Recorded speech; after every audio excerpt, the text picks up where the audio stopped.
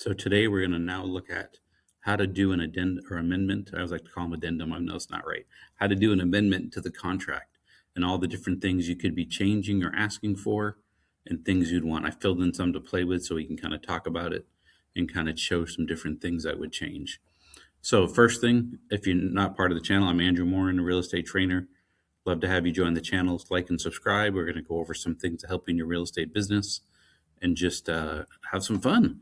Now remember, I'm not your broker. I'm just trying to help. I am a broker, but I'm just trying to give you some best practices. Feel free to share any opinions, advice. I love having them. I've had some really good opinions and stuff come in, which has made me have to redo some of the videos. So thank you for all your feedback. So here we go. This is for an amendment to the contract. This is number 1903 is the form number if you're looking for which one it is. And they come in as amendment number 1, 2, 3, 4.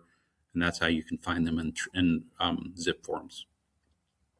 So the first thing, if you're going to change anything here, the first one would be, and number 1 would be changing the selling price or the sales price. So again, just like you would in the 1 to 4, first line is cash or down payment. Second is the amount being financed. Third line, it equals up to that amount. Okay, that's how you do it. Now, one of the other things you want to look at is number 2. This is what a lot of agents are using this for. And this is used probably the most of anything else if things are going good and you have to worry about anything else, is you're going to use this to ask for repairs. Okay, so right here, in addition to any repairs and treatments otherwise required by the contract, remember there's a place in contract that you can ask for repairs up front. Seller, at seller's expense, shall complete the following repairs. And like it says right here, notice paragraph 7 of the contract governs the completion, delivery, and documentation and transfer of warranties. So if you don't know paragraph 7, you probably should get to know that as well. Let me see if I can real quickly. I'll grab back into my zip forms and show you paragraph 7, just so you know what I'm talking about. So right here in the 1 to 4, if you come here, we're just going to jump down to 7. We're just talking about repairs and such. So here's paragraph 7, property condition. So right here again, inspections, utilities is going to talk about right here, seller shall permit buyer and buyer agent to access the property at reasonable times. Buyer may have the property, all that's going through the inspection part. And then right here, if you go down to paragraph 7D, it's going to say right here, remember a lot of people say, what does as is mean? So as is means the present condition of the property with any and of all defect without warranty, except for the warranties of title and the warranties this.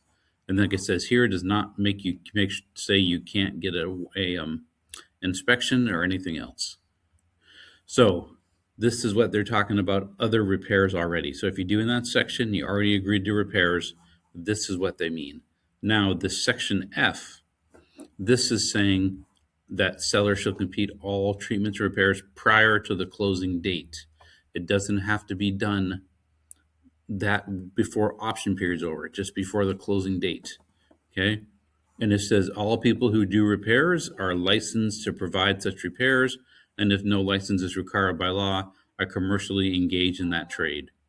There's some things like roofers, you don't get a roofing license. But if it's a fly-by-night roofer, those are things I don't want you to use. Things like that. And again, you can provide, if the buyer wants, you're supposed to show documentation like receipts showing the scope of the work and the payment completed. And at seller's expense, transfer any warranties or anything over to the buyer at closing. Okay, so you can now ask, what are you getting repaired? Please tell me how you're going to do it and have that. So this is what it's kind of talking about. And then it gets into other things like environmental matters. So keep that in mind when you're going through looking at that. So if you already agree here in section 7D2 for a repair amount or a repair or anything, like you say a broken window, the VA, if you have a veteran's loan, they have to have all the windows not broken. That's something the appraiser won't accept. So you already know if there's a broken window and you have a VA loan, it's going to have to get fixed. So you could put that here just to make it simple. Things like that is what you'd put in there. Now, when you do repairs, I'll show you an example of one. This is a report we went for a property. As you can see, if you have a good inspector, they'll change it. They'll have red Let me jump up to their examples here. You'll have green, orange, and red. Green is everything is okay. Red, you might want to pay attention to that. It's not going to kill anything, but it's not perfect. And then red, you need to fix it. Okay, so if you make it that easy, this inspection company, this is Your Time Home Inspection. They took care of my clients on this thing. Shout out to them. They did a great job. So here, for example, here's a red thing. This was a home that they were doing, but they didn't care that the foundation was not level. And they had a 6-inch difference in certain parts. Now, 6 inches is pretty high. And like I said, some of these other floors, they were a little bit level, but they weren't crazy. But some of them, okay, it says there's some drainage, that's fine. They had a green. You can go through and look at this. So if you're going to be looking like this had a hail damage on asphalt, exposed nail heads, flashing was lifted up, all these little things, the roof is really getting warped. Sometimes little things like that can add up. So you're going to have to think, what do I want to get repaired? Are you going to want every single thing? You might want to try to get a new roof out of this. This is pretty beat up. They might want a new roof. This client didn't. They were okay just having a roofer go up there, clean up the little pieces, the edges, and then they were good. And then the roof was ready to roll and they were fine. So you got to think, what is it worth fighting for? What are my repairs worth fighting for? And then you don't send the whole inspection report. You take a screenshot or you download just this page. And the way you would do that, if you do Control F or Command F on an Control P like print or Command P. And then right here where it says copy print to PDF, you would just pick the page you want. For example, page 5 or page 10 or whatever it was, like 11 or 12 or whatever whatever that page is. And then it would only have this only page, would save it as a PDF. So when you're in here and you're doing your repair request, you can say, please see attached PDFs for repairs. That way the people know exactly what you're asking for. They see the pictures and you're not being a jerk sending the whole inspection report to the other agent. They don't need that, okay? Let them only look at the parts that requires what them need. Your buyer paid for the inspection report. Don't give it to everyone else for free just because you want to be a jerk. Keep it in there. And then, so you can do whatever you want. Say this is an example. Look for these requested repairs. See attached PDF. There's enough repairs. You had to make a separate PDF for them. Or we're asking 1,500 in seller concessions. Or you could ask for one or the other or both. Okay.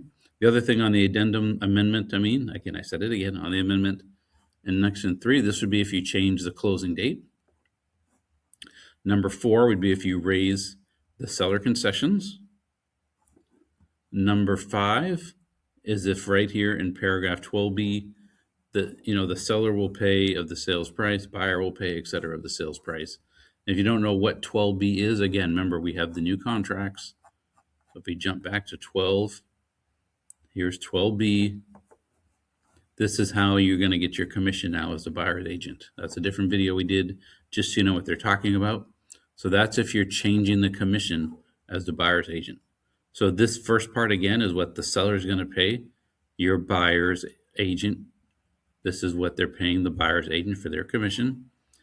5.2 is what the buyer is going to pay to cover the listing agent's commission. Okay. Now the cost of lender requires will be paid. So it's going to say right here, whatever the cost, if there's lender required repairs and treatments, let's say that they have a list, like say I use a window, for example. Let's say it's a $500 repair for the window or $100. You would put the repair in here. Okay, this is a lender required repair. It's not the same as here. This is a lender required repair, so you'd put the money there. Okay. 7, if you're going to do an additional option fee and extend the option period. Let's say you're supposed to close on November 27th, and you already know you're doing it's a 5-10 day option. You're in day 8. You're still negotiating with the seller.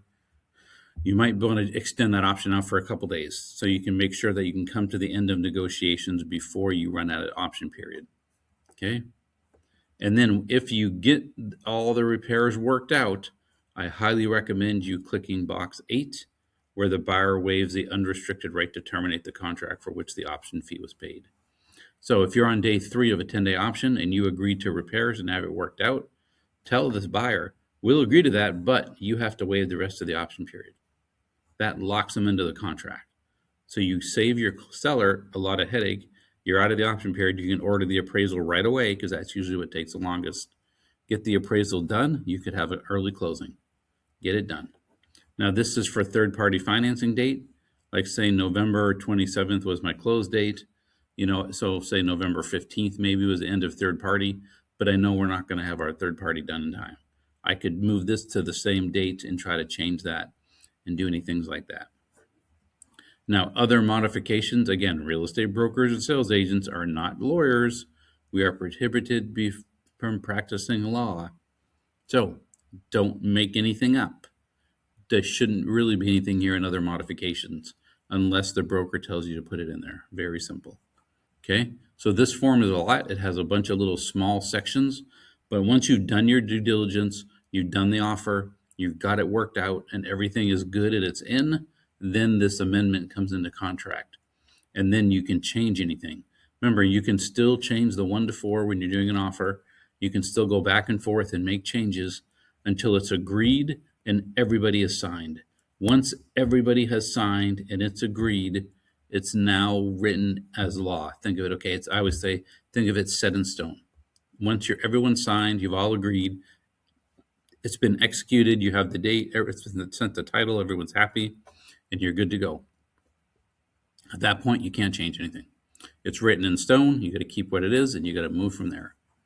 This here is if you want to change anything after everyone is signed or you want to ask for repairs. Because you can't change anything once everyone's signed. You can't mess with the contract when it's signed. That's why you have addendums here, or amendments, I mean. Again, I did it again. That's why we have an amendment. Okay, so I hope that helped. Talk to you soon. Please like and subscribe if you haven't.